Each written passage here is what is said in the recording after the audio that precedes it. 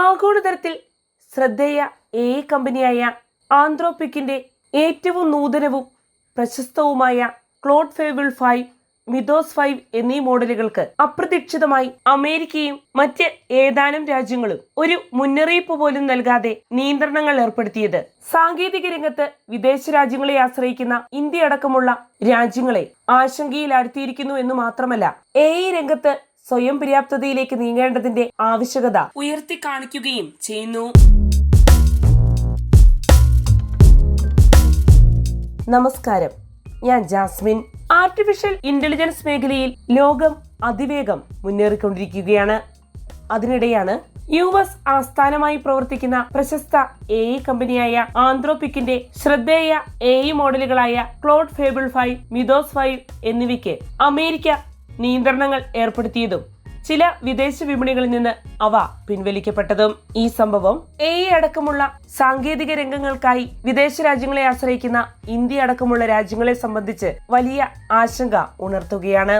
വിദേശ AI മോഡലുകളെ അമിതമായി ആശ്രയിക്കുമ്പോൾ ഉണ്ടായേക്കാവുന്ന പ്രതിസന്ധികളെക്കുറിച്ചുള്ള മുന്നറിയിപ്പാണ് ഈ സംഭവം നൽകുന്നത്. അതിനാൽ തന്നെ ഇപ്പോൾ ഇന്ത്യൻ സ്റ്റാർട്ടപ്പ് ലോകത്ത് ഗൗരവമായ ചർച്ചകൾ നടന്നു വരികയാണ്.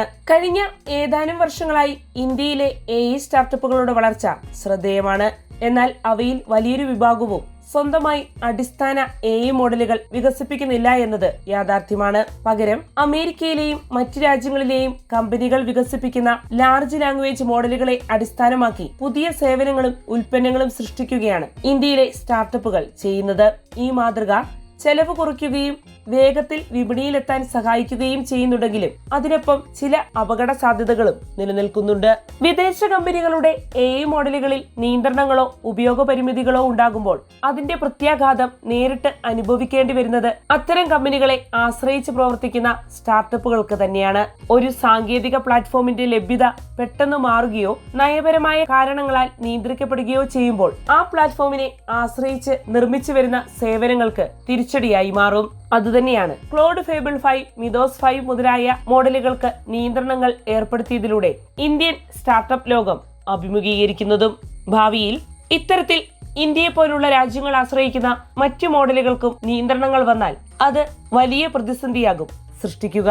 മുൻകാലങ്ങളിൽ സെമി കണ്ടക്ടറുകളിലും അഡ്വാൻസ്ഡ് കമ്പ്യൂട്ടിംഗ് ഹാർഡ്വെയറുകളിലും മാത്രമാണ് US ആഗോള കയറ്റുമതി നിയന്ത്രണങ്ങൾ ചുമത്തിയിരുന്നത്.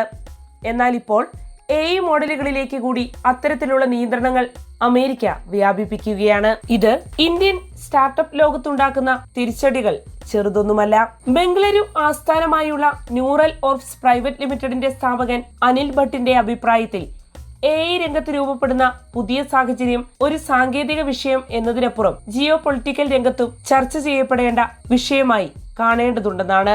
ലോക സാമ്പത്തിക രംഗത്ത് ഡോളറിനും സ്വിഫ്റ്റ് പേയ്മെന്റ് സംവിധാനത്തിനുമുള്ള സ്വാധീനം പോലെ ഭാവിയിൽ AI മോഡലുകൾക്കും തന്ത്രപ്രധാന സ്ഥാനമുണ്ടാകാം.